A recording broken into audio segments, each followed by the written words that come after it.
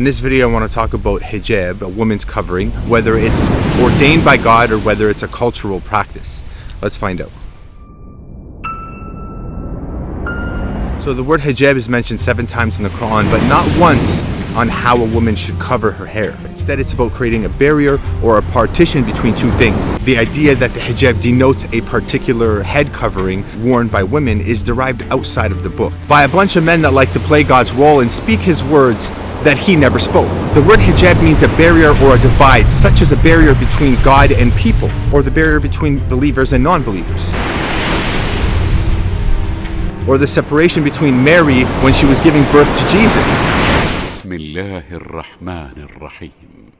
واذكر في الكتاب مريم إذ انتبذت من أهلها مكانا شرقيا فاتخذت من دونهم حجابا. Muslim women should cover themselves modestly, and it specifies only that their breasts should be covered. It's also important to note that the Quran does not specify any type of punishment that a woman will receive for not wearing a veil. يا أيها النبي قل لأزواجك وبناتك ونساء المؤمنين يدنين عليهن من جلابيبهن. If I want to tell someone to put on some clothes, I wouldn't tell them yadnina, because dana does not mean to put something on you. It means to come down. Al-ard al-adna, or adna wa awta. Adna wa a'la means higher and lower. Min dunillah, which means God is here, and everybody else is dunihi, which is adna, which is lower. So the word yadnina does not mean to cover up or to put something on. Instead, it means to lower something that you already have on. يدنين عليهن من جلابيبهن. And the word jalabihinna is described as jallab, which means abaya or jallabiya. It's the things that people used to wear back in the day, the one-piece long dress that men used to wear, or the one-piece long dress that women used to wear. So lower your jallab so that it is more likely that they will not recognize you and harass you.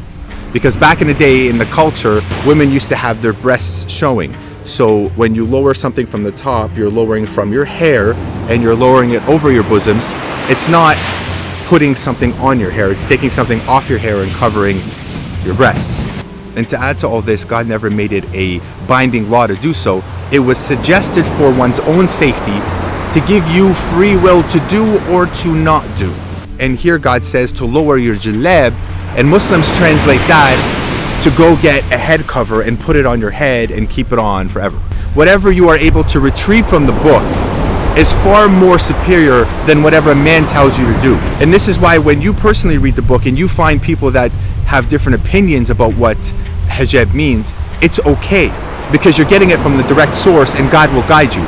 But when you get it from men that get their sources from outside the book, then you're not following anything but darkness. So that's basically all there is in the Quran on how a woman should dress.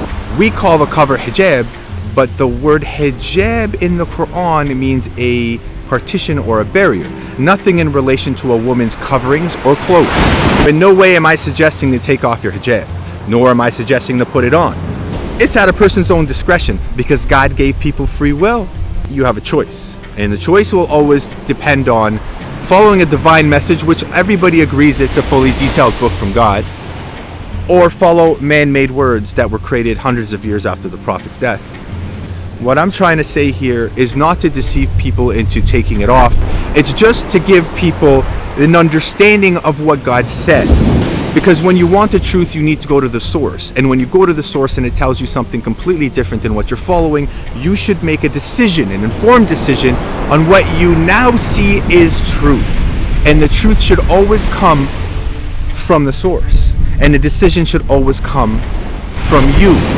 When you make your decisions that are not from the source and not from you, you tend to start following blindly and putting your full trust into men, which you can now start being deceived without knowing because you don't verify. So in other words, get your shit together, start verifying your information, and if you open the book and you see that God says put the hijab on, then you put that hijab on. But if you open it and you see that there is no reference to putting a hijab on, then you make a decision whether God told you to put it on or man made some stuff out throughout the years, probably with good intentions, but is not mandatory. And that's all I got. If you liked the video, give it a thumbs up, share the damn video, and if you didn't, oh well.